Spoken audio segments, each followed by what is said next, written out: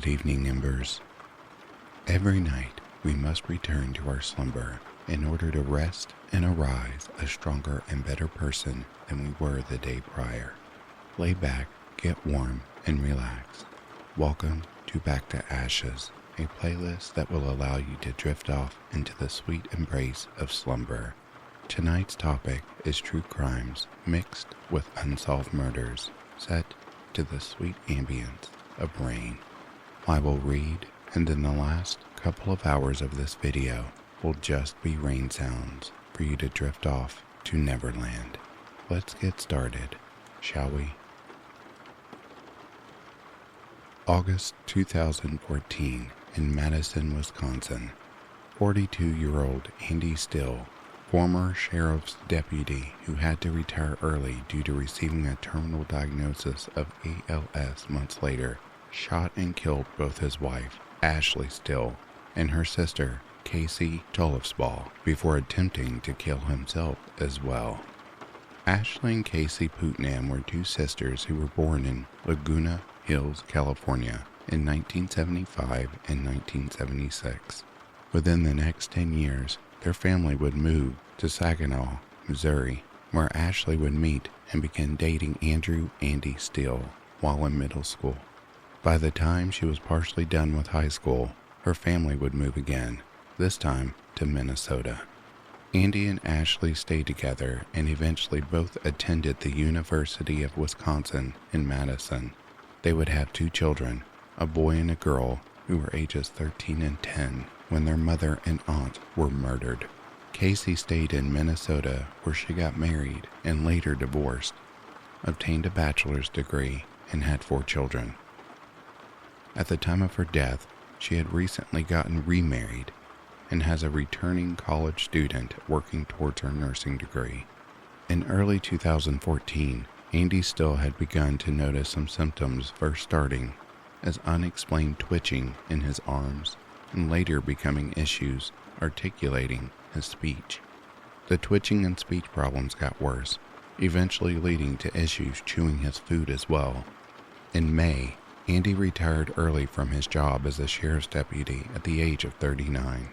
On June 4, 2014, just 2 months prior to the murders, Andy had officially received a diagnosis with ALS, also called Lou Gehrig's disease. Since then, Ashley had jumped into gear, organizing a fundraiser for the family she coined Tough as Steel Taking Down ALS. By August, she had raised over $20,000. Ashley was active in updating the fundraiser website with extensive personal writings of the family dynamics having taken place since her husband's diagnosis. In these writings, Ashley called her husband the love of her life. The funds they raised appeared to help immensely with the stress the family had experienced with loss of funds from Andy's income, plus the new added medical expenses they were experiencing. In the week before the murders, Ashley and Andy had returned to Saginaw, Michigan to host an Ice Bucket Challenge fundraiser for ALS. This last weekend, before the murders, was also spent by the family crossing off items from Andy's bucket list in his hometown. Ashley shared heartfelt details in the sentimental trip on their fundraiser website that week. The night of the murder, Friday, August 22, 2014. 911 was first called by Casey, who told the dispatcher she had been shot by her brother-in-law, later found to be Andy Still, at his and her sister's home. Perhaps coincidentally earlier that same day, Ashley and Casey's paternal grandmother died. When the first responder arrived, there was smoke surrounding the house, and Casey was found shot 1 time in her back. She was able to name her attacker as her brother-in-law before she died an hour later at the hospital from her injuries. Her body and the crime scene also showed a struggle or fight, and her body had been badly beaten before she was shot. Because of the unknown nature of the crimes, the SWAT team was called to assist in entry of the home. Once the SWAT team arrived, they stormed the house and found Andrew Still confined in the laundry room, which was extremely hot with a charcoal grill burning and the running dryer exhaust rerouted back into the room. When approached by officers, Still suddenly began to physically resist and had to be subdued by multiple officers, many who knew him as a former co-worker at the Dane County Jail. Upon searching the home, Andrew Still's wife Ashley was found dead lying in her bed, with her dress pulled above her hips in what looked like a post-mortem staged scene. She had one gunshot wound to the head and another to the stomach.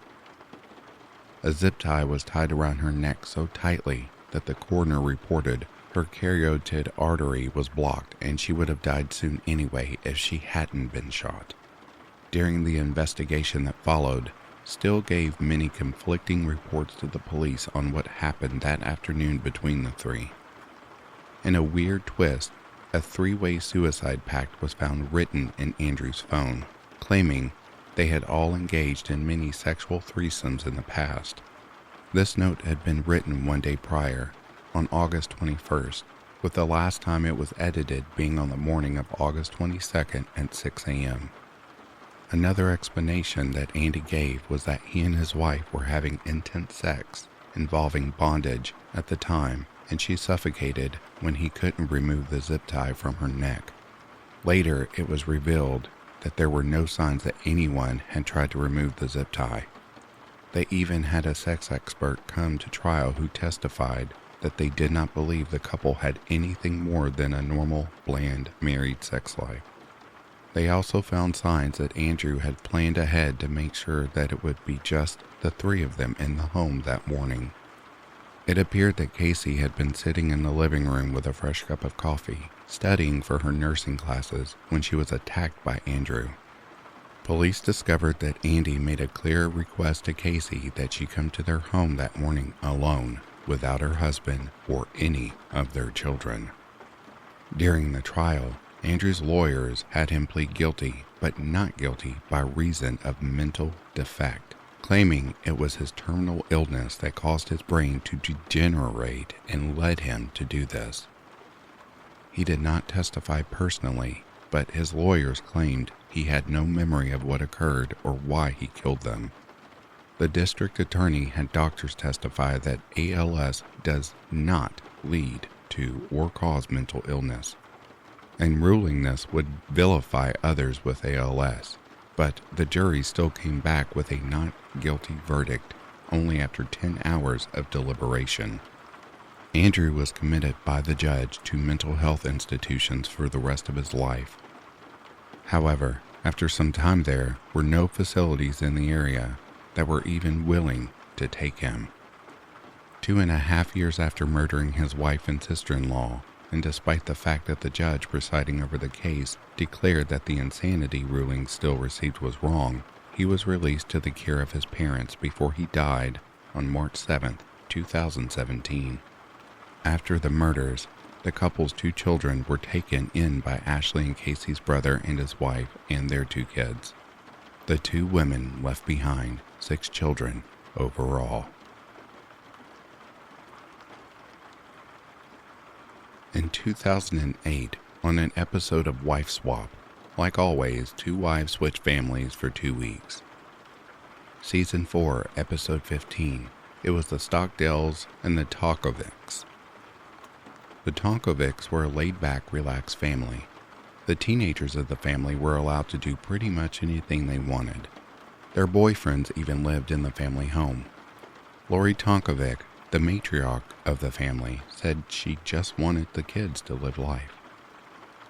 The Stockdales, on the other hand, were the complete opposite. Very strict rules, the kids of the family had to do chores to earn tokens in exchange for watching pre-approved family TV shows, amongst other things, like a single stick of gum. They were not allowed to do simple things like play sports, video games, date, or listen to rap music. In their family, the number 1 rule was to always obey the parents.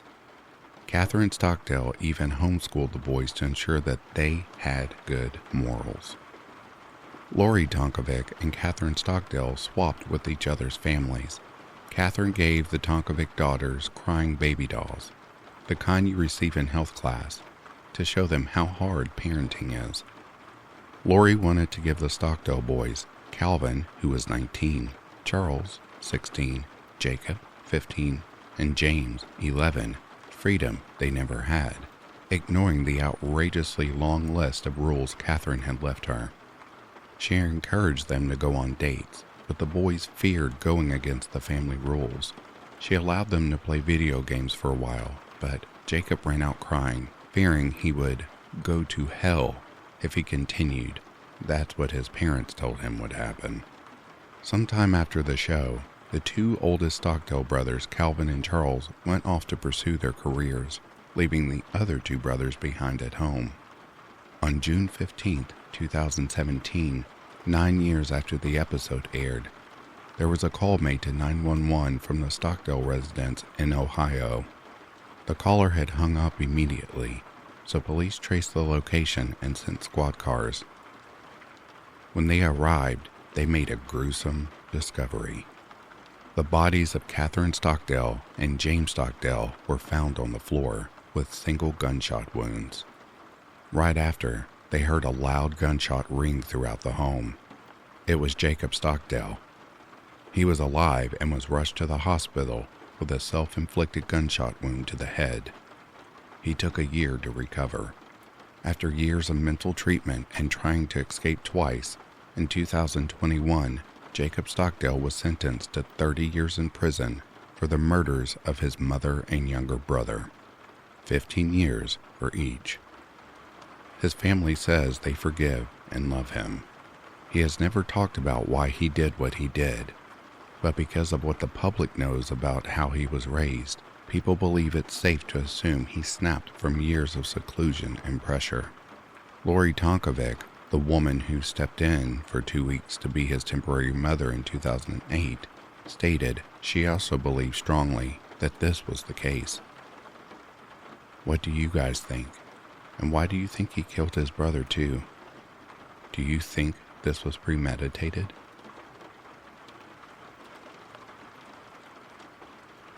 Vladislav Valentinovich Koskevich was born on December 17, 1998, in Minsk, Belarus. He was born into a moderately wealthy family. His mother and sister lived abroad in Germany, while his father lived in Minsk with Vladislav, living in a separate apartment with seemingly nobody actually raising him, although his mother denies this being true. Up until the 6th grade, Vladislav studied at Minsk Gymnasium number 23, where he was described as a shy and secretive child with no friends. Vladislav had moved to a new school as he had a conflict with another teacher whom he alleged attempted to poison him, which led to the school director having to call Vladislav's parents several times. At his new school, his teachers and students gave a completely different description, describing him as a kind, hardworking, and sympathetic teenager. He had many friends, and according to his school reports from 2013, all of his grades were satisfactory. Vladislav, however, was not how he appeared externally, and this would become clear in 2014 when he would attempt suicide several times. In October, he tried to poison himself in his garage with carbon monoxide, but this attempt was thwarted after his mother discovered him. When he attempted this, he had been missing, and the police were alerted to his disappearance due to a strange text message sent to his teacher indicating that he was going to take his own life. They were also concerned as this wasn't the first attempt on his own life since he attempted to hang himself twice before and tried jumping from the 24th floor of a multi-story building. Later in his life, Vladislav would say that he didn't remember these incidents, describing his past self as an idiot. The police, in response to his reported suicide attempts, involuntarily committed Vladislav to the Republican Clinical Psychiatric Hospital in Novinky to be examined by specialists. While in Novinky, he would be diagnosed with a schizotypal disorder, and there were no external factors that would lead to Vladislav wanting to take his own life. Vladislav told the specialists that he used to help others willingly only for something to change, and that change was the result of his mother. His mother was religious and tried to have Vladislav attend church with him, and that was apparently all it took for Vladislav, as according to him, he strongly disliked when people went to church and enjoyed it whenever a church burnt down. Vladislav's brief institutionalization fortunately appeared to work, as all suicidal thoughts left his mind, and he even reconciled with his mother. Vladislav was discharged in 2015 and was placed in a psychiatric dispensary and transferred to another school. Vladislav did not like his new school and viewed his attendance as unnecessary. He only got average grades and was described as an introvert who preferred to stay silent and never took any initiative, although he did accept help and participated in school events. In 2016, he entered the MITSO International University with a degree in international law, but he appeared to view his attendance as optional and amassed 78 hours worth of absences from the school and would refuse to go to the dean's office to speak with him whenever he or his mother tried calling for him. He would later say that it was because of his acne and that he was ashamed of his appearance. His absences later resulted in his expulsion. Vladislav was, however, far more disturbed than anyone had ever imagined and began making plans for an attack. After he was expelled on October 3rd, he had the desire to kill as many of his classmates as possible, although he later admitted that his expulsion was more of an excuse and that he always had such an idea. On October 4th, he went to a store and purchased all the materials he'd need, that being a chainsaw, knife, axe, gloves, petrol, a mask, lube, not sure what that one was for, and some headphones. And on October 6th, he went to the Tanansky Reservoir to test his weapon by cutting down some trees before returning home. This wasn't the first time Vladislav had such ideas either. He was an avid watcher of gore videos, including ISIS beheadings and chainsaw murders, and in the summer wanted to target and kill Muslims and Chinese.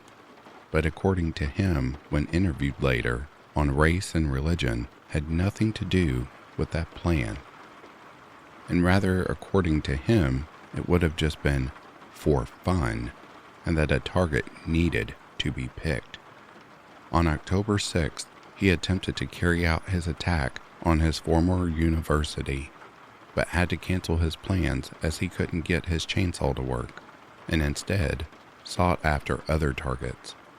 On October 7th, he called a taxi and went on a brief tour around the city to find new targets, mainly those that would be frequented by large numbers of the public, and settled on a shopping center called Nova Europea, or New Europe. He returned to the store to purchase pepper spray to incapacitate any security guards, and on October 8, 2016, he entered Nova Europea with a guitar case containing all of his weapons while wearing a balaclava, earmuffs, protective goggles, and gloves, all of this to prevent dust or blood from getting into his eyes. Upon entering, Vladislav noticed that there were no security guards in his general area, so he decided to start attacking whoever was in his immediate vicinity. He walked to a nearby sofa and placed the guitar case on the ground and opened it. When the two women sitting at the sofa saw the contents of his case, they quickly left, but it was too late for one of them, as Vladislav retrieved his chainsaw and turned it on and cut a woman's back, with it inflicting severe injuries, causing her to fall over. Vladislav then discarded the chainsaw and got an axe, striking her twice, resulting in her death. She was a 43-year-old woman named Elena Alexandrovna and an employee at the mall. Before discarding the chainsaw, he mildly injured 21-year-old Anna Rozentova, and she escaped, which is when he redirected his focus on Elena. He then set his sights on 46-year-old Oksana Vitver entering the pizzeria she was in and struck the woman with the axe 3 times, leaving her in critical condition due to severe injuries to her chest and forearm. Fortunately, Oksana survived. Vladislav walked down the mall looking for targets and would break storefront windows with his axe. Many of the employees and patrons tried their best to fight back against the teenager, throwing urns and chairs at him, and at some point, he would be pursued by up to 5 to 15 people at a time. Vladislav came across a cleaner named Irina Bashko and attempted to strike her in the head with the axe, but Irina was very athletic and managed to escape with only minor wounds to her arm. The last victim was a shop owner named Leonid Usich, who suffered minor injuries when he attempted to fight back against Vladislav with a stick. The police arrived only 5 minutes after being called, and with the help of bystanders, mall security guards strangely appeared to have not been involved, bringing an end to Vladislav's attack, which left 4 people injured, 1 severe, and 1 dead. At the end of his arrest, he was listening to music on his headphones. A talk screen revealed that Vladislav was not on any substances but had drunk heavily 3 hours prior, with Vladislav claiming that he drank 150 grams of alcohol, being careful as to not get too drunk so it wouldn't affect his ability to swing his weapons at his targets. Vladislav told the police that he was disgusted with himself and humanity, which is why he carried out his crime, and was upset that the police didn't kill him during the arrest. Vladislav was charged with 1 count of murder, 4 counts of attempted murder, and 1 count of grievous bodily harm. On October 20th, he was sent to a psychiatric institute for an evaluation, and on December 23rd, he was ruled fit to stand trial. Vladislav's trial was held at the Minsk City Court on February 20th, 2017. Vladislav's guilt was beyond questioning, as he made no attempts to deny involvement, and numerous witnesses saw him as the attacker. The trial instead was to determine whether or not Vladislav was sane.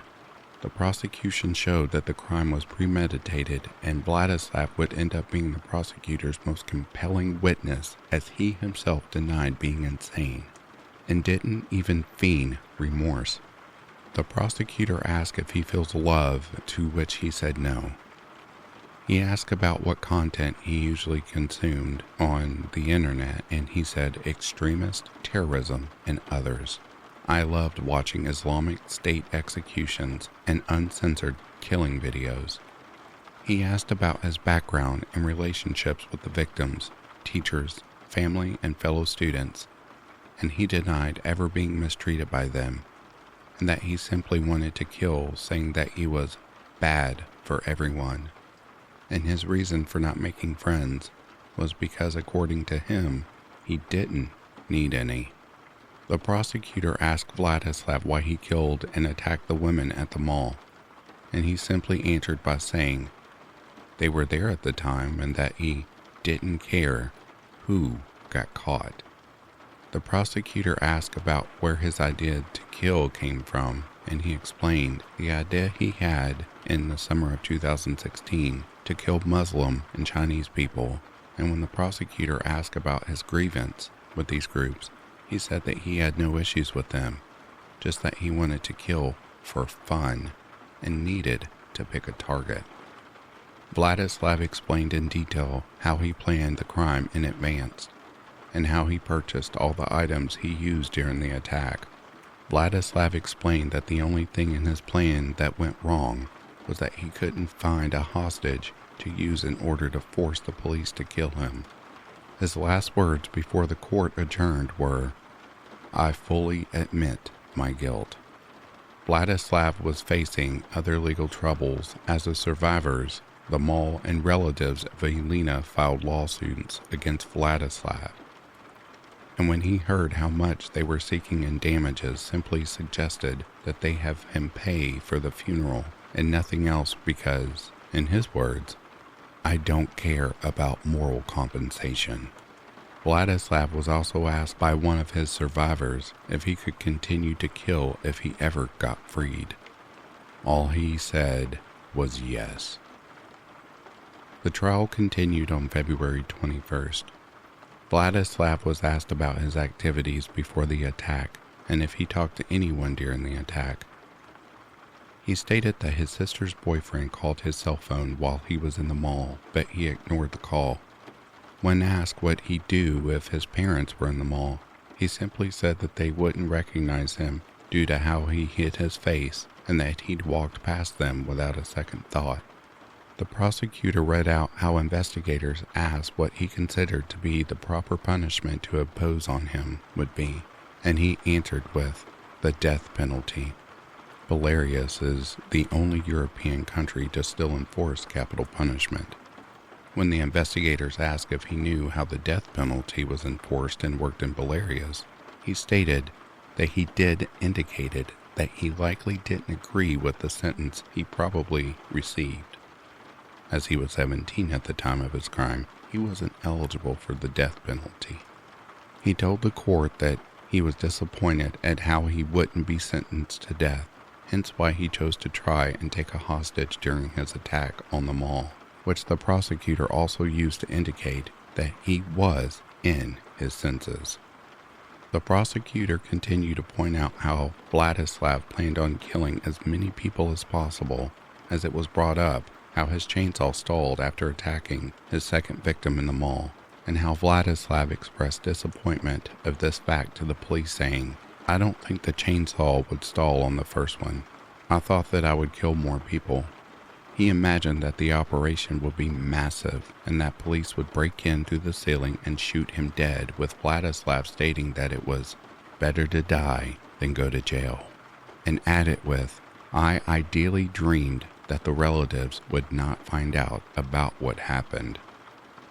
Even the small bit of remorse or empathy Vladislav did exhibit was also used by the prosecution as evidence of his sanity, with Vladislav admitting that he was a little bit shaken after his first murder, and that he waited until 5:27 to go to the mall because before then there would have been many children present, with Vladislav saying, "I didn't want the kids to get hurt. I feel sorry for the children." During interrogation, part of Vladislav's psychiatric examinations included finishing sentences, and when one of them was, "I would be happy if," Vladislav finished with, "if I weren't here." Another question asked was, "My father could." He replied, "Well, like deserve a better son." Vladislav's defense attorney and parents, in spite of all this, continued to push through with an insanity defense, citing his documented mental illness. Vladislav was on medications prior to this, being mainly Roaccutane. When his attorney asked about side effects, he only described physical effects and denied any mental side effects, actively hindering his defense attorney's work. The prosecutor for a second time brought up Vladislav's internet history and how he watched videos on mass shootings, and when asked why, he calmly explained that he wanted to see how people behaved and if he'd be stopped due to carrying a large bag or anything similar. Vladislav was asked about why he didn't purchase any firearms for his attack, and he answered that it was too difficult. During police questioning, it was pointed out that Vladislav really only thought of killing people whenever he was miserable or angry, and said that everything about his home made him feel that way constantly, and how if he lived in Australia, he'd likely live a more peaceful life. This was in his own words. The defense called a psychiatrist named Eugene Lacey and asked him about Vladislav's schizoid personality disorder. This witness ended up not being as helpful as he had hoped, since he explained that while it could affect people's perception of reality, it wasn't a given, and Vladislav could likely be able to distinguish between right and wrong. Roaccutane was brought up, but Eugene said that it wasn't medication for mental disorders, so he couldn't comment on it. Vladislav's acne was brought up, and Eugene said that people's appearances, if they were embarrassed or ashamed, could aggravate symptoms. Court recommenced on February 22nd, and the prosecution continued their case with Vladislav being a cold, remorseless murderer, asking when his urges to kill began. And he said the spring of 2016. And when he asked about the urges now in that very moment, Vladislav said that they were not gone. He also reiterated that he felt no empathy for the deceased and that their relatives could do without compensation money. On February 23rd, the defense called another psychologist who stated that his mental health had not deteriorated from the last time she had met with him in February 2016. Another psychologist named Elena Malashevy, who examined him in 2015, was also called to testify.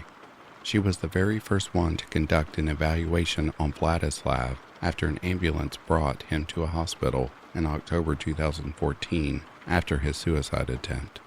She was the one who diagnosed him with schizotypal disorder, and where she learned about his history, including how he used to hate churches and his mother for holding a religion. She testified that she did believe him to be insane. His attorney requested a re-examination as to his psychiatric state, but this request was denied. He also argued that Vladislav refusing help or treatment likely caused him to carry out his attack on the shopping mall. Vladislav's parents were also witnesses, and they testified that he was not the person he behaved as in court, stating that their son was unwell and begging the court to have him committed to a psychiatric hospital for treatment. During his father's testimony in his defense, Vladislav simply gave a condescending smile and ignored his father whenever he tried to address him, including when he told his son that he loved him. February 27th was the last day before a verdict was set to be returned, and Vladislav's last words in court were, "I would like to say that, unfortunately, I did not fulfill all my plans for mass murder, so I will be back to finish what I started." Vladislav's father responded to those words, saying that they were the words of a mentally deranged man and not his son, blaming mental health officials for Vladislav's crime, stating that they did not adequately treat him. Vladislav's parents even paid and donated money to the victims and their relatives for compensation, stating that their son wasn't responsible for it due to mental illness. On March 3rd, the judge relieved a verdict of guilty, deeming Vladislav to be sane, and handed down a sentence of 15 years to be served in a penal colony, the maximum sentence that can be given to a minor in Belarus.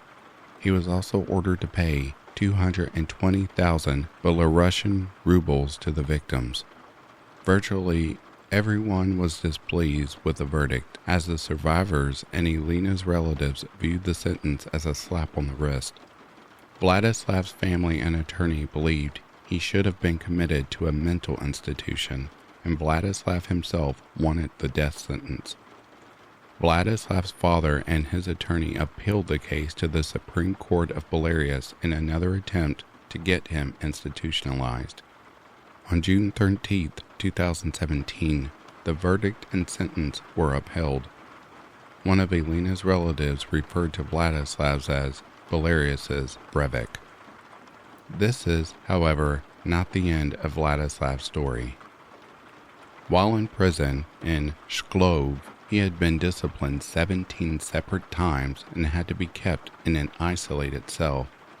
On October 12, 2017, he attacked 2 prison guards and the warden with a homemade knife after a metal detector went off and was asked to hand over the contraband on him. His action wounded all 3 a bit, with the warden only being lightly wounded.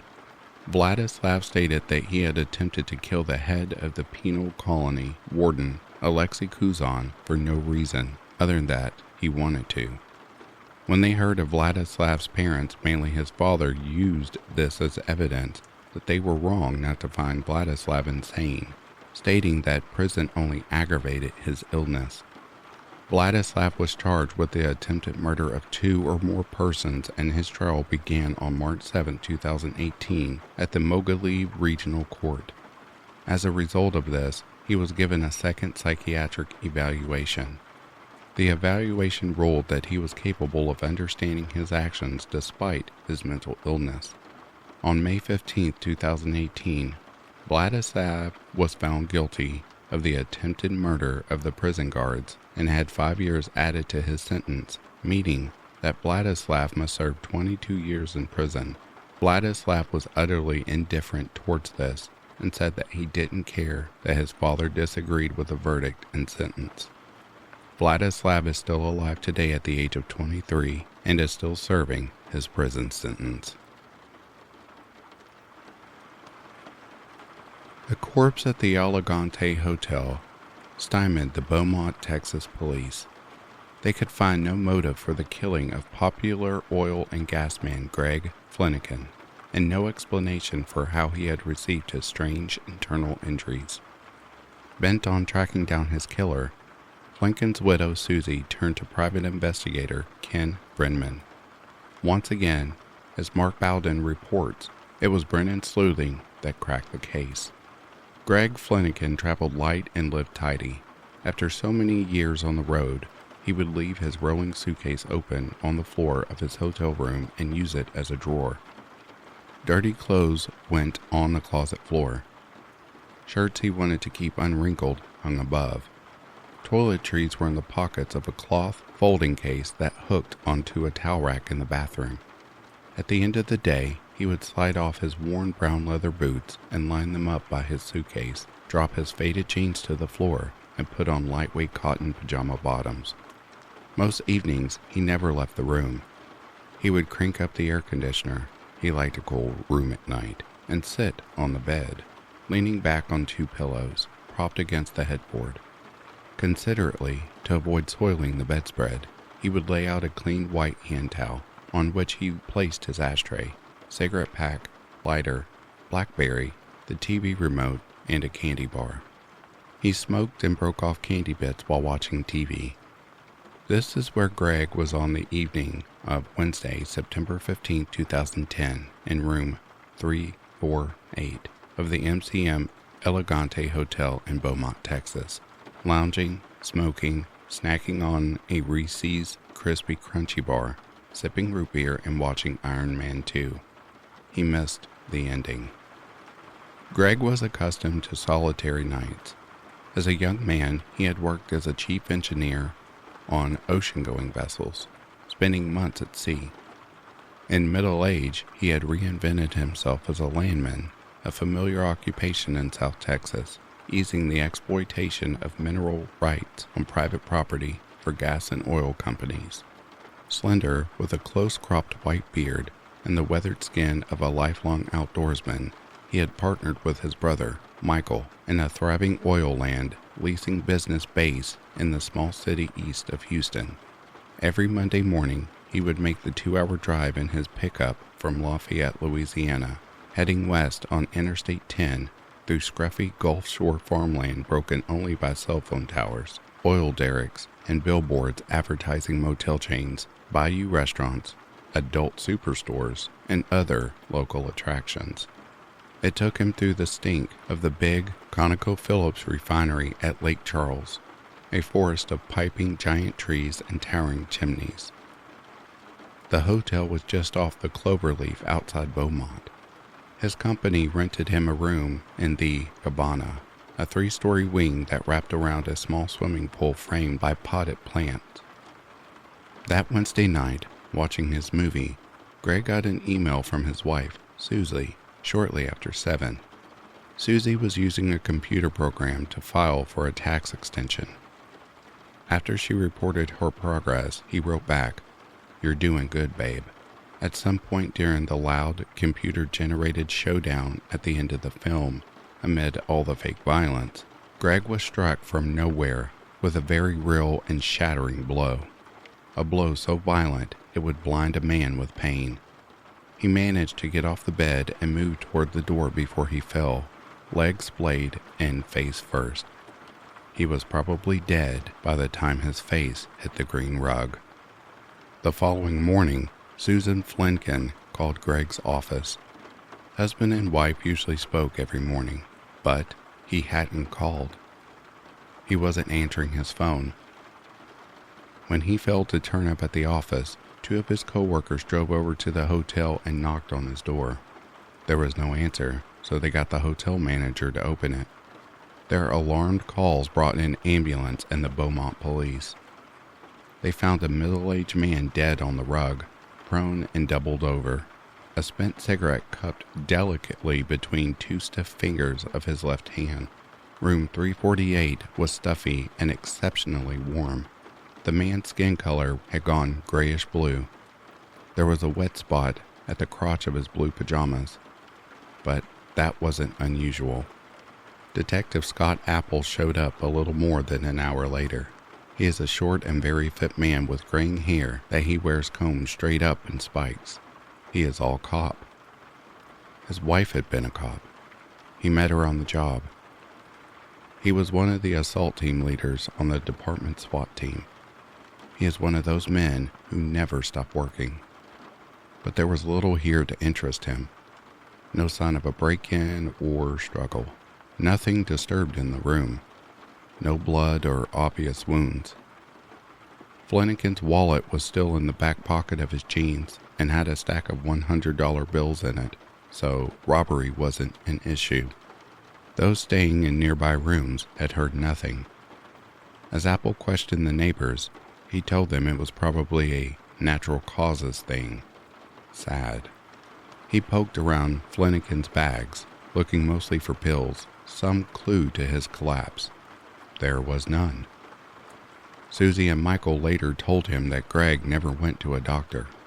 He was a stubbornly independent man, suspicious of authority and unmoved by the modern passion for health and fitness. He did not exercise. He had chain-smoked his entire adult life and had the nagging cough to prove it. He neither drank nor ate to excess, but did both freely. It was easy to conclude that his choices had simply caught up with him. Susie was ready to believe it. She was shocked and grief-stricken, but she accepted that. For Greg, sudden death was a possibility. In fact, she took some solace in it. He had checked out on his own terms. Many times she had heard him remark, upon hearing of someone's dying suddenly, "Lucky bastard, that's how I want to go." And so, he had. At the hotel, the police saw the death as routine. A photographer snapped pictures to make a record of the scene, and the body was driven by a transport service to the Jefferson County Medical Examiner for an autopsy. The only mystery here appeared to be medical, and it was likely a minor mystery at that. Dr. Tommy Brown had a time-tested method. It took him 45 minutes to conduct a post-mortem exam, inspecting the body inside and out, measuring and weighing organs, all the while describing what he found and noting the metrics that fleshed out the official form. It was all business, crisp, efficient, and confident. Brown was thin and bald on top, and had a spray of unruly white hair on the sides that gave off a mad scientist vibe. He did everything fast. He even talked fast. He was a local character, part of the legal landscape in Jefferson County, and a respected one. Where death was concerned, in this corner of Texas, Dr. Tommy Brown's words was law. The circumstances of Greg Flanagan's death, as reported, were unremarkable. On the table before him was a 55-year-old Caucasian male who appeared to be in decent shape. After methodical inspection, the only marks Brown found on the body were a 1-inch abrasion on his left cheek, where his face had hit the rug, and, curiously, a 1/2-inch laceration of his scrotum. This was interesting. The sac itself was swollen and discolored, and around the wound, a small amount of edema fluid. The bruising had spread up through the groin area and across the right hip. Something had hit him hard. The story his body told grew more interesting. When Brown opened the front of the torso, he discovered a surprising amount of blood and extensive internal damage. A certain amount of partly digested food had been torn from his intestines. The doctor found small lacerations there, and on the stomach and liver, as well as 2 broken ribs and a hole in the right atrium of his heart. The conditions of his insides reflected severe trauma. Flanagan had been beaten to death, or crushed. Brown concluded that the wound to his genitals likely had been caused by a hard kick. He had also taken a blow to the chest so severe it had caused lethal damage. He would have bled out in less than 30 seconds. On the official form, next to manner of death, Brown wrote, homicide. When he got the surprising news, Detective Apple called Brown immediately for an explanation. The doctor told him that the man in 348 had suffered the kind of severe internal injuries he was more used to seeing in crash victims, or in someone found under a heavy fallen object. There are not that many murders in Beaumont. Greg's was 1 of 10 that year, which was about average. Most are not mysterious. Detective work was usually a matter of doing the obvious, interviewing the drunk boyfriend with gunpowder on his hands, or finding the neighborhood drug dealer who was owed money. A case like this was a once-in-a-career event. If you enjoy working a stubborn whodunit, which Apple does, then this one was an exciting challenge. But the problem with the hard case is that they are indeed hard. Over the next weeks and months, Apple chased down every angle he could imagine to explain the death of Greg Flanagan. But about 6 months into it, he was stuck. The physical evidence didn't add up. Unless Greg had been beaten to death elsewhere and his body had been returned to the room and carefully placed on the rug, nothing about the scene added up to a crime. How does a man get beaten so severely that ribs crack, inner organs tear, and the heart ruptures, all without a significant amount of damage to his torso? Other than the bruising and the cut at his crotch, Flanagan's outer body showed no signs of a beating. And how could such a rumble have taken place in the hotel room without a thing being toppled or even disturbed, without anyone in adjacent rooms hearing a thing? And there was no answer to the all-important question: why? Greg appeared to have had no enemies. Apple talked a lot to Susie. She had been in her 20s, a singer in a rock band, when she met Greg. She clearly adored him. Susan was a delightfully offbeat Southern belle, and pretty and warm and so differential, but also, in that time-honored Southern way, stubborn as a tick. She was heartbroken and furious at the time. Greg was the nicest man she had ever met. He was so nice, she had married him twice. First as kids, and then, after parting ways for a number of years, again in middle age. When Susan first called him again after that separation, he said, "I've been waiting for you to call." They had been married the second time for 15 years. His brother and co-workers said that he had even been universally liked in their company. His life at the Elegante rarely intersected with anyone else's. He went to his room early in the evening and usually stayed there by himself until morning. Greg had never been seen down at the bar. He did not socialize or drink a lot or pick up women. So this was not a drunk. This was not a philanderer or a man who got into fights. This was a decent, honorable, smart, and successful man whom people liked. The sort of man nobody would murder, yet somebody had. Through the fall and into the winter of 2010, Apple pursued a number of possibilities. Maintenance records showed that at some point early in the evening of his death, while cooking pre-packaged popcorn in the microwave, Greg had inadvertently blown an electrical circuit. The outage had affected the adjacent room, 349, and the rooms directly underneath. Greg had called the front desk to report the outage and confessed his role sheepishly to the man who had come to reset the breaker. This led to two theories. The first involved sex.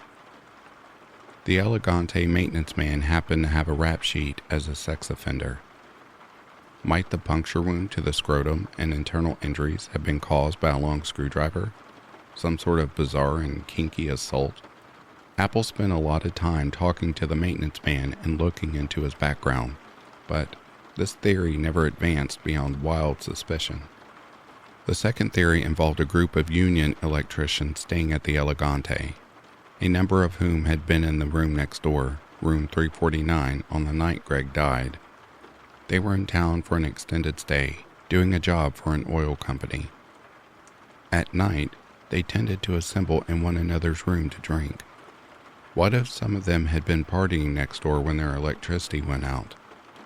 Might one or more of them knocked on Greg's door and, perhaps drunk and annoyed, exchanged words with and then assaulted him in the hallway? Could Greg, badly beaten, have returned to his room and then collapsed? Some of the electricians had been questioned on the day the body was found, but none of them said that they had any interaction with the man in 348. 9 days after Greg's death, Apple and a colleague returned to the third floor of the Cabana wing to question some of the same men again. Apple was wearing a hidden video camera. The men they encountered were friendly and appropriately curious. "What happened to that guy anyway?" asked Lance Mueller, a sharp-featured man with dark, thinning hair dressed in a t-shirt and blue jeans. Mueller was the man registered in room 349, along with a roommate, Tim Steinmetz. "Hell, I don't know," Apple said, honestly. "That's what I'm trying to find out. It was almost like something fell on him or something. We're just trying to see if somebody heard something, or maybe if somebody knows somebody heard something, or maybe if somebody messed with him." Mueller and Steinmetz had nothing to offer. The two electricians said they thought they had heard the man in the next room coughing when they returned from the bar. Mueller seemed as confused as Apple was about the idea that something had crushed the man. "There's nothing in these rooms heavy enough," he said. Down the hall, they found 3 more of the electricians, Trent Passano, Thomas Elkins, and Scott Hamilton. The men were friendly and tried to be helpful. One said that, when he had seen the body on the gurney in the elevator, he had first assumed they were caterers delivering a cake or a big food tray. "That's a better thought," said Apple. Passano said he had been in the room with Mueller and Steinmetz that night. He hadn't seen anything. The electricians handed over their driver's license and gave Apple their cell phone numbers. They would be in town for a few more months if anything came up. They were happy to help. Weeks went by. Months went by. Apple worked any theory he could imagine. He considered the possibility that Susan had had her husband killed. He considered Michael Flanagan, Greg's brother and partner. There was nothing that even hinted at either person. Who doesn't love a mystery solved? It creates order from disorder, salves our ache for moral balance. An unsolved mystery is like a stone in your shoe. That is where the case of the body in room 348 was by the end of 2010. Scott Apple was stymied. Hoping to unearth something new, in November, the family had put up a $50,000 reward. It produced nothing. Michael hired a private detective from Houston, a formal FBI agent. Apple met with the man and received the case and reviewed the case. That was the last he saw of him. The matter of Greg Flanagan was bound for the code files. It would be just another sad box of notes and evidence stored in the Jefferson County Courthouse. Ken Brennan took Susie's call on the golf course. She was surprised that he picked up the phone himself. "Ken Brennan speaking." "Oh my God, you don't have a secretary?" Susie asked. She was flustered. The detective had answered on the first ring. She could barely get the story out. Greg's death, the coroner's finding, the dead end. He asked her to send him some files. He'd take a look. She said she had been feeling under the weather, but she would try to pull together what she had pronto and send it off to him. "Well," said Brendan, "you need to freaking take care of yourself." Like everything Brendan says, this came in a thick New York accent and a voice that sounded like it's strained through a cubic yard of gravel. It was a "no bullshit, you better listen to me" command that was all the more startling because he had said something tender. It endeared him to Susie immediately. Brennan was a former Long Island cop and DEA special agent who now makes a good living as a private detective in Florida. That's why he was on the golf course in February. He is pushing 60, still solid and always tan and stylish in the South Florida manner. Blue-eyed, thick-necked, and ruggedly handsome. He is partial to lightweight, short-sleeve shirts that show off his torso and big arms. He wears flashes of gold at the neck and wrist, and Irish rings on several fingers. Brennan's hair is mostly white now, and is combed straight back, on the sides and straight up in the front, in a low-key pompadour, cocky but dignified. Months earlier, not long after Greg was killed, a young lawyer friend, Kia Sherman, had told Susie and Michael about Brennan. Sharing Susie's frustration with the investigation, she had hit upon the strategy of filing a lawsuit against the hotel as a means of pursuing the probe privately. She had read an article in a magazine, The Case of the Vanishing Blonde, December 2010, detailing Brennan's remarkable success in resolving a 2005 cold case in Miami. Now, when the investigation seemed hopeless, Sherman brought up Brennan again. "If you want to do something," she urged Susie, "you have got to call this guy, the one I told you about. Just find him."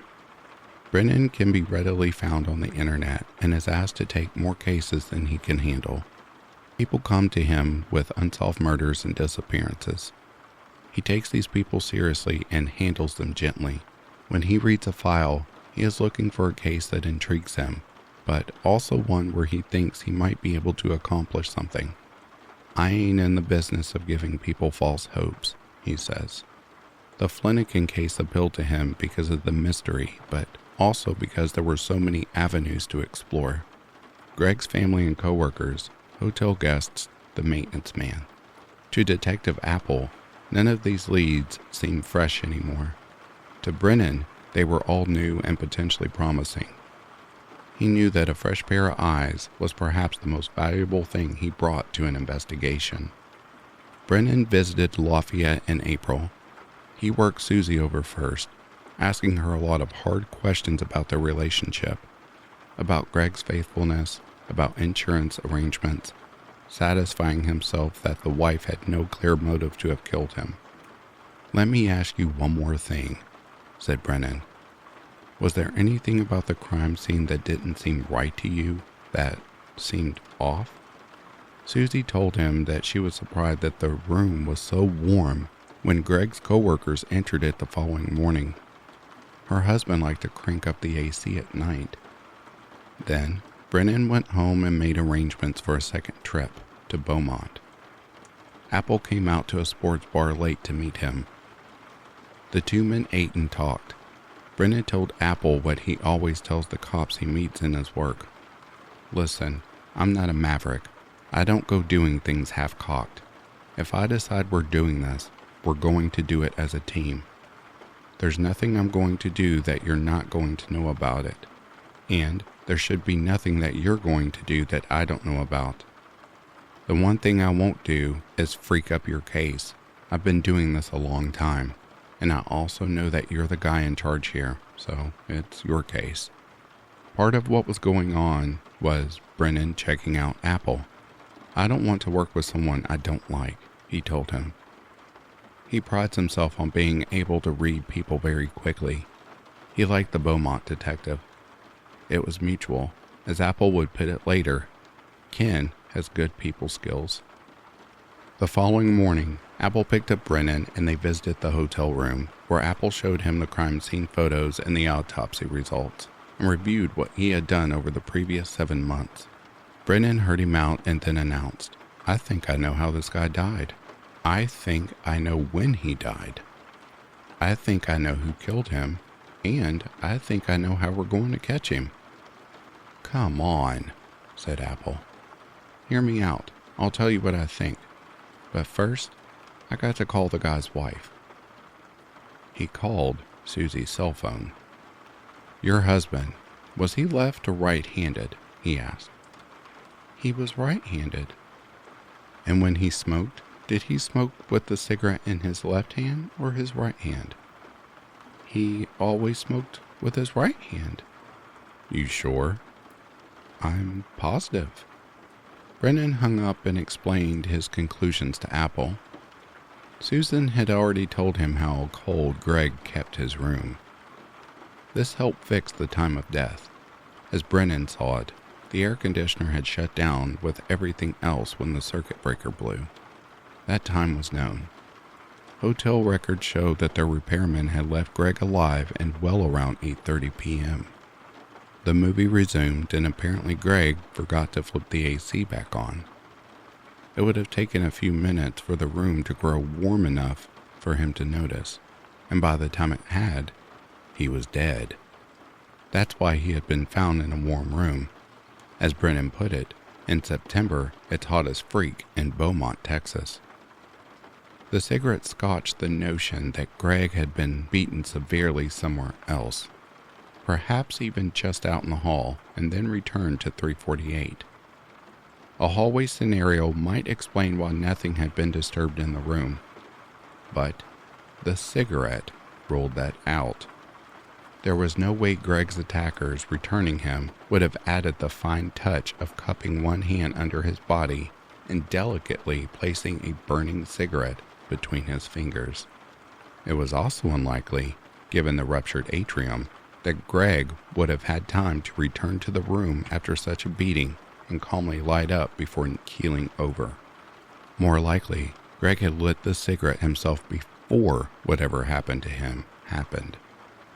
If Greg was right-handed, why was the cigarette found in his left hand? As Brennan pieced it together, examining the state of the room, Greg had gotten up from the bed and headed toward the door, shifting the cigarette to his left hand in order to grab the door handle with his right.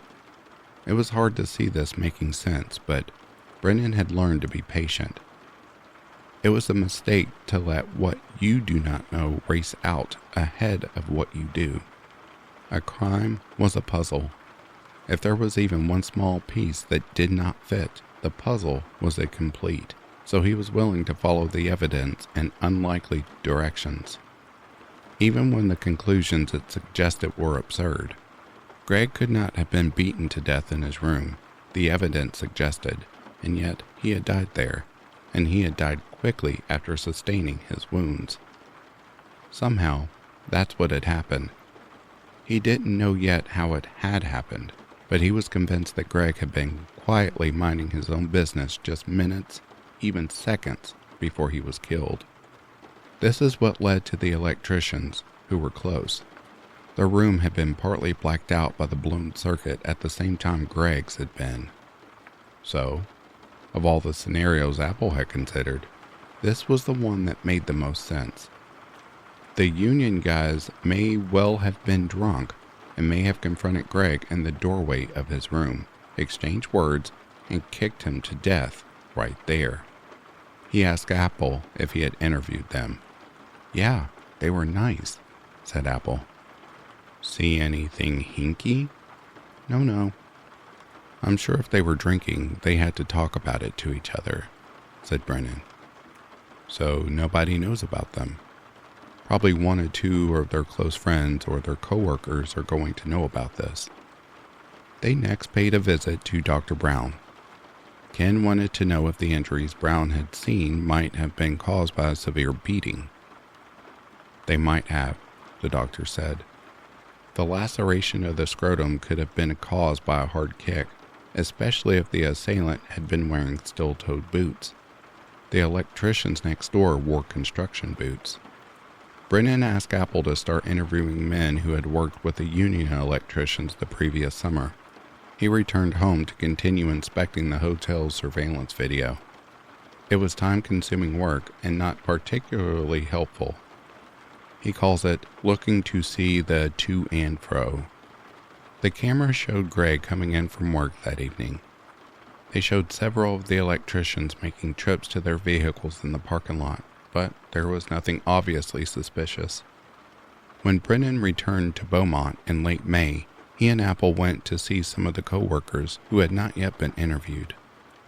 By this time, the union electricians had been gone for 7 months. Apple's efforts with the co-workers had uncovered nothing, but Brennan was convinced it was worthwhile. Human nature being what it was, if any of the electricians knew something about Greg's death, word would have spread. So they made the rounds. Yes, most of the men had heard about the man who died in the Elegante Hotel. What a shame. Did anyone know yet what had happened to him? All of what these men knew was second or third hand or worse, and predictably confused. As Brennan would remember it later, one of the crew foremen, a man named Aaron Borak, had heard something about a gun going off in a boarding house. No, Apple corrected him, that's not the same case. This was the one where a man got in a fight at the Elegante Hotel. Bork had heard nothing about that.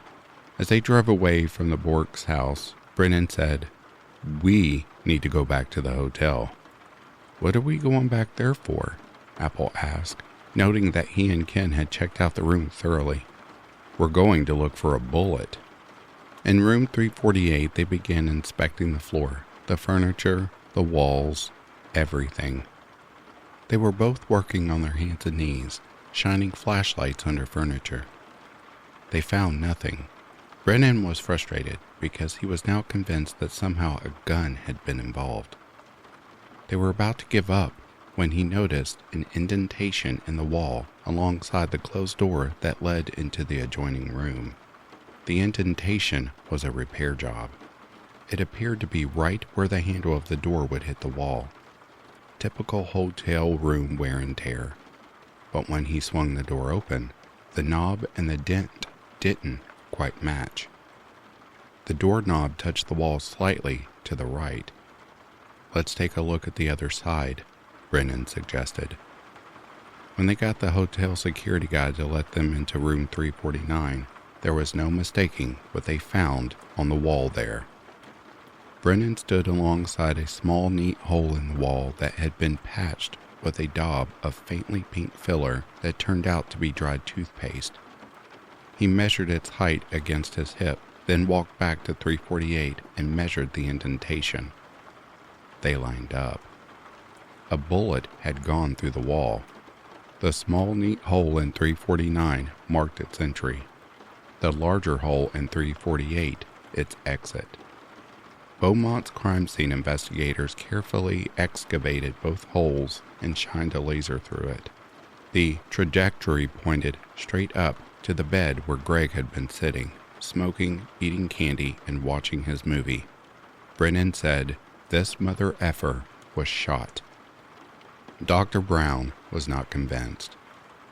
He had examined the man's body from head to toe, cut him open, inspected his inner organs one by one, and reversed the expectations of the police. With precision and with the insight of years, he had determined that Greg Flanagan died not from natural causes, but from a severe beating. Now they wanted to tell him that his careful and professional observations were wrong, that he had missed, of all things, a bullet wound. Brennan volunteered to do the talking after he and Apple had found the bullet wound and traced the trajectory. The answer to the mystery of Greg's death was, he believed, clear, but in order to act, in order to bring Greg's killer or killers to justice, they would have to get the coroner to rewrite his findings. You could not argue in court that a defendant had shot someone if the medical examiner's office had concluded that the victim had not been shot. Brown's office was a mess. Papers, files, books, everywhere. Every available surface was buried, even the floor. They cleared away space on 2 chairs to sit down, and when they mentioned they were working the Flanagan case, the doctor asked, "Oh, Did you catch the guy that beat him up? No, we're not there yet, said Brennan. And he then started to explain what they had discovered, trying to approach the subject delicately. Brown quickly got the picture. You're trying to tell me that this man was shot? He said. I'm telling you, he wasn't shot. He could see where this was heading, and he flatly refused to order the body exhumed. Exhumation is a pain in the butt. It is extensive, disturbing to the family, and a hell of a lot of work. And in this case, as it happens, it was impossible, since the body had been cremated. The ovens were hot enough to destroy metal fragments. Listen, Doc, Brennan proposed. Let's just take out the photos from the autopsy and go through them and see what we can find. Brown humored them as they looked through the photographs, passing them back and forth across the desk. Brennan pointed out things. What about this here? He said, indicating a spot of damage. Yeah, that's the liver. And what about this here? Yes, that's the intestines. Brown knew what he was looking at. The bullet had entered Greg's scrotum and torn up through him. The skin of the scrotum was soft and pliable, and it had folded over the entry wound, making it less obvious what it was. The internal injuries traced the bullet's fatal trajectory. Brennan asked, Doc, could all of this damage have been done besides blunt form trauma? Could a bullet cause the same? Yes, it could, and that's not what happened here. This man was beaten. Okay, Doc, but could it have? Brennan found something in a photo that supported his argument. It looked like a track. You could get the same thing from being beaten, Brown explained. Then they got to the heart. Brown passed the photo to the detectives. Doc, Brennan said. What? That's a bullet hole, Doc. Brown took the photo. What? Brennan pointed. That's a freaking bullet hole. Brown explained that sometimes when a man is kicked or hit with a blunt object in the chest, it is the right atrium that normally bursts. Doc, that's a freaking bullet hole. Brown looked again. Yeah, that's a bullet hole. After a long moment, he added, the media is going to kill me on this. Tim Steinmetz must have been feeling pretty okay about this meeting with the Texas cops. Getting called had been a shocker. It was more than 7 months since he and Lance Mueller had come home from the job in Beaumont. Now 2 cops from down there had come all the way to Wisconsin to see him and to question him about the guy who had died next door. It had been worrisome. He and Mueller had conferred about it beforehand by phone and made sure their stories were straight. Steinmetz met the detectives in an interview room at the Chippewa County Sheriff's Department. And really, they could not have been nicer. Tim sat in a swivel chair on one side of a big wooden table, and they sat opposite him with their notebooks open and files handy. Very official. They thanked him for coming in. They assured him that this was routine, and they had walked him through the evening, asking a lot of questions, with Steinmetz answering diligently, trying to remember every detail, leaving out the part about the gun, of course.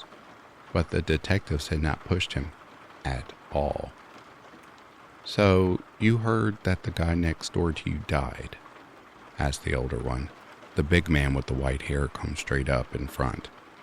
Ken Brennan. We did hear that, said Steinmetz, but we really didn't know for sure what the hell was going on. We had no idea. We didn't hear no commotion next door, no banging, no nothing. That's why this is kind of weird. Brennan and Apple took notes. Then Apple carefully wrote out Steinmetz's statement. And that's it, huh? The electrician asked. That's it, said Apple. You guys flew all the way here for that? Brennan asked Steinmetz to go through the statement, read it out loud, and make any corrections he wanted. Steinmetz noticed that Apple had put down that he was an apprentice, so he changed that to journeyman. A few other little things. He initialed all the places where he made a change. Then they brought in a local cop to notarize the statement right there in front of him. So Steinmetz was feeling pretty good when he stood up to go. "Is that it?" he asked. "Hang on a second," said Brennan. His tone was different now, harsh.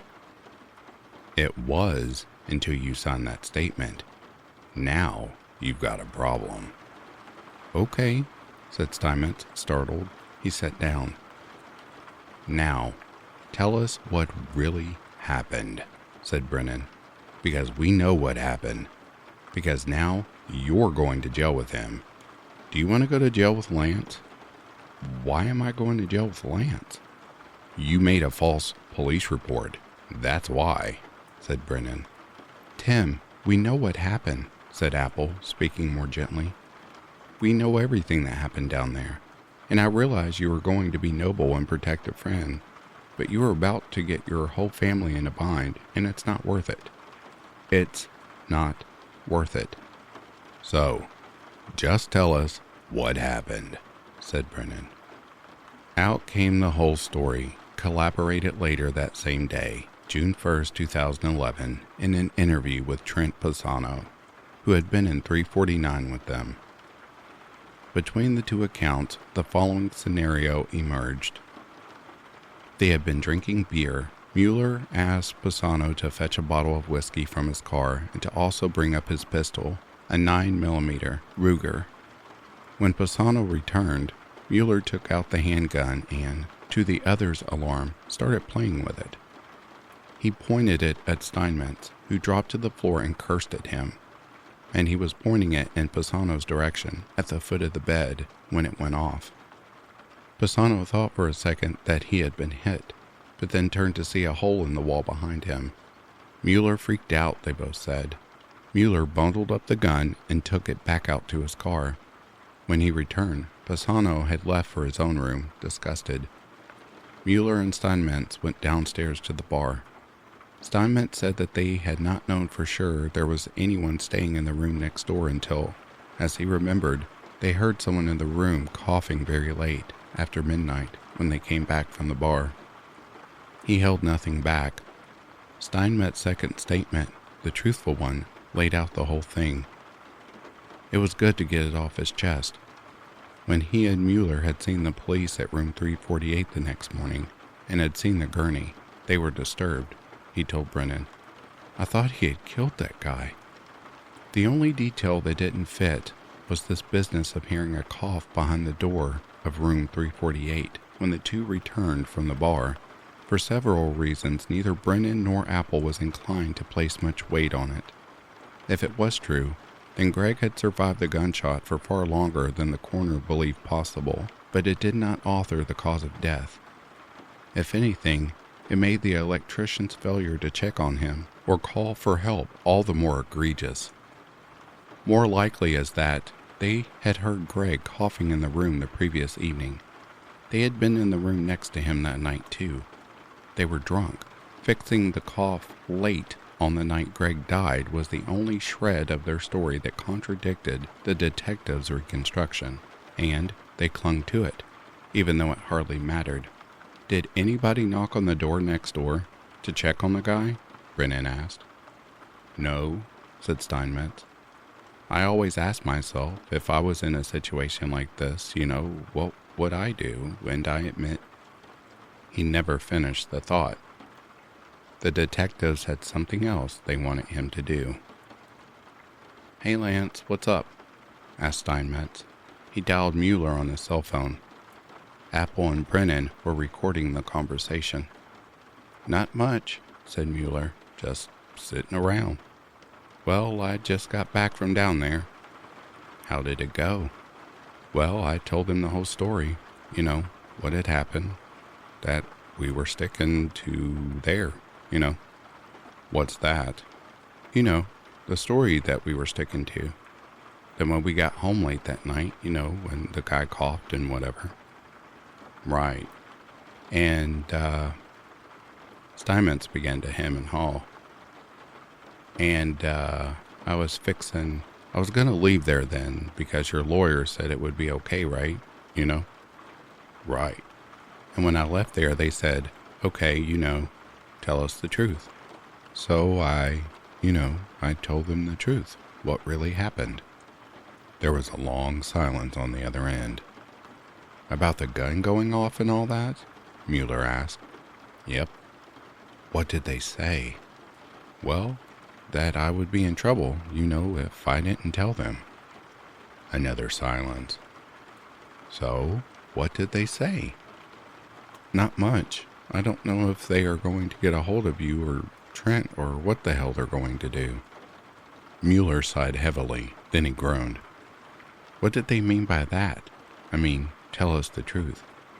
Did they say anything about the gun prior to that or what? No, they just said they know exactly what happened, told me to stop freaking lying. They were pretty pissed, and then I told them exactly how everything went down and what really and truly happened. Steinmetz suggested that Mueller call Apple right away. They probably are going to come and get your ass, now that they know the truth and everything. You should probably try to make some kind of effort, The guy, he died from the gunshot. Are you kidding me, Tim? No, I'm not. Oh my God, are you kidding me? Are you serious right now? I'm serious as a heart attack, Lance. Mueller refused to believe it. For the next few minutes of the call, he went around and around with Steinmetz. His lawyer had obtained the autopsy report and assured him that the man had not died of a gunshot wound. The story had been all over the news. It doesn't make sense, he said. If there was a gunshot, if he was killed from, a firearm, they would have said something on the damn news. Mueller had worked hard to convince himself that the accidental gunshot and the death of the man in 348 were unrelated, and the autopsy report had confirmed it. It doesn't make sense. First, the coroner ruled that it was a heart attack. Then they started saying that something fell on him. There's no way. There's absolutely no way that guy was killed by a bullet. He asked Steinmetz how he was doing. How am I doing? Steinmetz said. Not good. I need to drink some more beers. Mueller apparently applied the same remedy because he later phoned Brennan, clearly intoxicated, and started trying to explain himself. He said he wanted to make a statement. You're drunk, Brennan told him. I suggest you call your freaking attorney. Brennan was worried when the judge started reading the sentence. He had flown to Beaumont on October 29, 2012 to join Susie Flanagan and Scott Apple and a group of Greg's family and friends for the sentencing of Lance Mueller. The electrician had entered a no-contest plea to manslaughter. As Brennan remembered it, the judge began by saying that this whole tragedy might be seen just as a terrible accident. Oh crap, thought Brennan. Here it goes. Don't tell me this guy's going to get a year or something. But then the judge started cataloging the long list of willfully irresponsible choices that had led to this day. More like it, thought Brennan. The judge gave Mueller 10 years, half of what the law allowed. The apology Mueller offered in court, no matter how sincere, came way too late. There was his criminally irresponsible decision to drunkenly play with his gun. As Steinmetz had said, they had suspected from the start that the bullet had at least helped kill the man in room 348. Even a heart attack, which had been the first assumption as the police rolled his body out on a gurney, might have been triggered by the gunshot. Then, after the coroner had ruled that Greg had died of blunt force trauma, Mueller was happy to accept that something might have crushed him to death, even if it was hard to imagine what. Still, he had even been worried enough about the gunshot. He had himself patched the hole with toothpaste. He had hidden the gun immediately in his car and stashed it with a friend for the first few days after the incident, and had then handed it over to an attorney for safekeeping before he left Texas. What a huge mistake. If he had come forward at any time prior to Brennan and Apple solving the mystery, which had taken about 8 months, it is unlikely he would have been charged with manslaughter, much less have gone to jail. Mueller had gambled from the start that whatever connection he had to Greg's death would never be discovered. The odds in his favor were good, too. As it was, even after the connection was made, the county district attorney's office had been reluctant to prosecute the case as a felony. Brennan had turned that idea around when he found out that the prosecutor might opt for a plea deal. He flew to Beaumont and joined a meeting between Apple and Paul Noyla, an investigator for the DA's office. Noyla explained that accidental gun discharges in Texas were not uncommon, and that juries and judges tended to understand them, and that, well, the whole issue of accidental death was a fairly gray area of the Texas criminal code. In other words, the whole thing was looking like more of a hassle than a slam dunk. The private detective was indignant. He arranged to bring Susie Flanagan to Beaumont for a meeting with the assistant DA in charge of the case. Among other complications, the ADA told them Mueller's gun was still locked in the lawyer's safe, and the lawyer was making noises about fighting efforts to have it turned over. "I suggest you go down there with a search warrant and a freaking blowtorch and go get the freaking weapon," Brennan said. "It's evidence of a capital crime. What the heck are you talking about?" Brennan was pretty worked up. Here's what he remembers saying. "The victim was important to everybody here," he said, gesturing around the table. "And we're not going to let this thing be brushed under the rug. Let somebody take a plea on this. This is not a freaking accident. An accident is when someone comes in, has taken off their gun discharges, and God forbid, somebody is hit. That's one thing. It's completely different when somebody freaking brings a gun that they shouldn't have into another freaking state, shit-faced, drunk, playing around with a gun. The people with him realize that something bad could happen. He discharges a round, almost kills the guys he's with, and then he does kill somebody on the other side of the wall. He knows that's something that could happen. It's an occupied hotel. He didn't even bother to knock on the door next door to see if anybody's hurt. And after that, his answer to the whole thing is to go get drunk some more in the freaking bar of the hotel. And then when he sees a body being taken out the next day, and he is 100% certain he killed someone, he decides not to say anything about it, but run to his attorney and leave the freaking weapon in a safe. And the freaking attorney doesn't say anything about it either. You know what that is? That's freaking murder. So if you think we're going to forget about this freaking thing, think again, because that ain't freaking happening." Brennan's anger can fill a room. After Mueller was sentenced, Brennan and Apple went out for a celebratory lunch. Brennan ordered a cocktail. Apple, who was on duty, didn't. They made plans to play a round of golf together. In the courtroom that day, Susie Flanagan had a chance to speak to Mueller directly. "I have waited over 2 years to look you in the face, eye to eye, and simply have the chance to speak directly to you," she said. "You would never have come forward with the truth. You murdered him. No, you didn't intentionally seek him out to murder him, but you murdered him with every lie you told, with every intentional selfish deception, with every cover-up over and over again. You saw his body taken out of the room in a body bag the next day. You knew you killed him. He meant nothing to you." Later, Susie said that she watched Mueller's face as the sentence was pronounced, and that he had looked terribly shocked. That was good, she thought. He's shocked, but not as shocked as my husband was. That night in room 348, relaxing, smoking, watching Iron Man 2, Greg Flanagan could not have known what hit him in the moments before he died. Mueller knew exactly what was hitting him. "You have met your match," said the small woman, staring across the courtroom at him, a study in controlled ferocity. "I would have spent the rest of my life tracking you down, and I found you. Greg's murder. I brought you to justice." On August 4th, 2022, a pair of serial killers, Amos Robinson, 58, and Auburn Scott, 57, were indicted for the 1983 rapes and murders of 19-year-old Barbara Grams and 41-year-old Linda Lanson from Tampa, Florida. Tampa's Conviction Review Unit discovered DNA evidence from Graham's rape kit that led to the 2020 exoneration of Robert Du Bois, who had been wrongfully convicted of murdering Grams. Du Bois served 37 years behind bars for the crime he did not commit. Lanson's murder had long been considered a cold case. Hillsborough County State Attorney Andrew Warren announced that conclusive DNA evidence linked Robert and Scott, two men who were already serving time for the October 1983 murder of Carlos Orellana, with the murders of Grams and Lanson.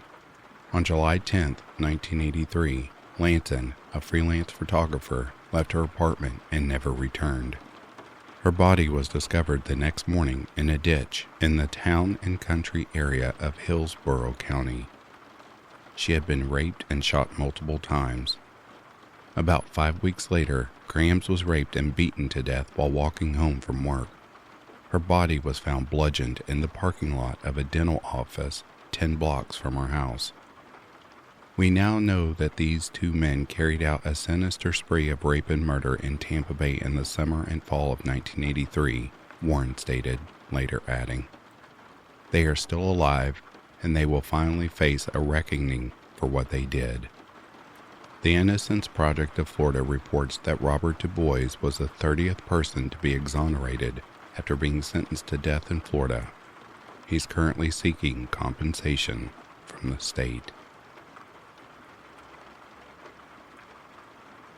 On October 18, 2022, a man from Oregon named William Alma Miller pled guilty to the 2004 murder of Rebecca Gold. He waived his right to a jury trial, and Judge Tim Weaver sentenced him to 40 years in the Arkansas Department of Corrections. On September 20, 2004, Rebecca Gold, a 22-year-old college student, answered the door to her boyfriend's home where she was staying, and Miller was standing outside it. He asked to use her telephone, and the kind-hearted young woman agreed. Miller confessed while he pretended to use the phone. Gold went into her room. He used that time to grab a piano leg from her living room and then beat her to death with it. He then placed her body in the bed of his truck and then dumped it on the side of a highway outside of Melbourne, Arkansas. This case went cold for over a decade and a half. However, Miller was eventually established as a suspect. Police then tracked Miller down in Oregon and extradited him to Arkansas to face murder charges. Judge Weaver called Miller remorseless and cold in court, and he expressed his wishes for Miller to serve every day of his sentence. He went so far as to say that he would write an extensive letter opposing any eligibility for parole if the matter came up. Dr. Larry Gold, Rebecca's father, gave his witness testimony in court and spoke directly to Miller. He spoke of what was lost with the murder, stating, "You took her from her own future. You took away a chance for a girl to dream. A hell you created. A hell you must face." He also remembered his daughter with his testimony and said, "Rebecca lives in all of us. Love and grace are words I will remember her by." After Miller received his 40-year sentence, he apologized to the Gold family. He said that he would change what happened if he could go back in time. He also said he was sorry and admitted that he needed to go to prison. Judge Weaver told the Gold family that he hopes they find closure. We now move on to 3 stories about cold cases that were finally solved. The stories are as follows. Saliva from bite marks left on a murdered California woman's body helped detectives identify and arrest a suspect accused of fatally stabbing her nearly 3 decades ago. On April 24, 1994, Ruth Friedman said she and her husband drove from San Fernando Valley to Desert Hot Springs after their daughter Sherry Huss sounded desperate in a troubling message she left them. She told us that someone had been taking photos of her and hanging up when she answered the phone, the mother said to the Desert Sun in 1988. It sounded terrifying. Friedman said that she had an ominous feeling when she and her husband arrived at Huss's residence and noticed the porch lights were on. The family dog was outside, and the Plymouth that should have been parked in the driveway was instead on the street. The Friedmans found their daughter dead in the living room of the unlocked two-bedroom apartment. She had been stabbed multiple times and bitten by her killer. According to the Riverside County District Attorney's Office, homicide investigators said evidence collected at the scene, including her attacker's blood, indicated that 39-year-old attempted to fight back before she died.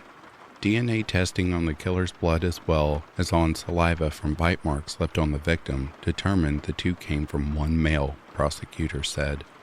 Despite detectives' regular efforts to run the DNA profile through the Combined DNA Index System, also known as CODIS, there was never a match and the case went cold.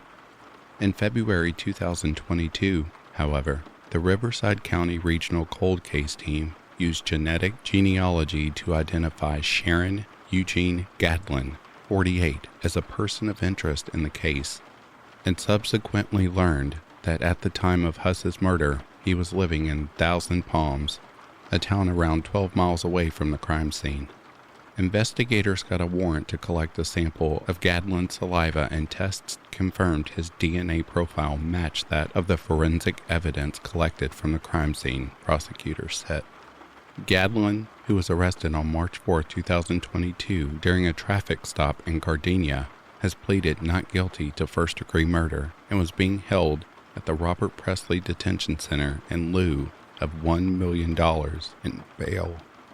I hope Sherry and her family will finally get the justice they deserve and have waited for so long, District Attorney Mike Herstrom said in a statement. Our cold case team of investigators will continue to use cutting-edge technology to solve old murder cases across Riverside County, Herstrom noted. Our prosecutors will continue to vigorously prosecute these murderers until we get justice for their victims.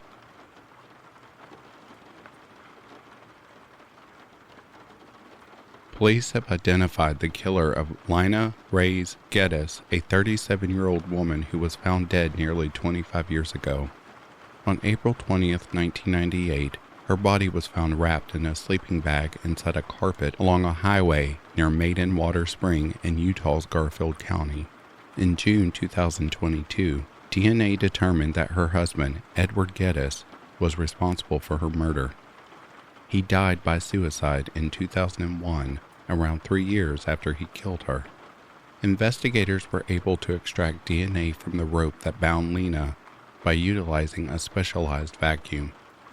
Because those advances in DNA testing allowed investigators to compare and match the killer's identity with the DNA of 2 living family members, the Utah Department of Public Safety now considers the cold case murder solved.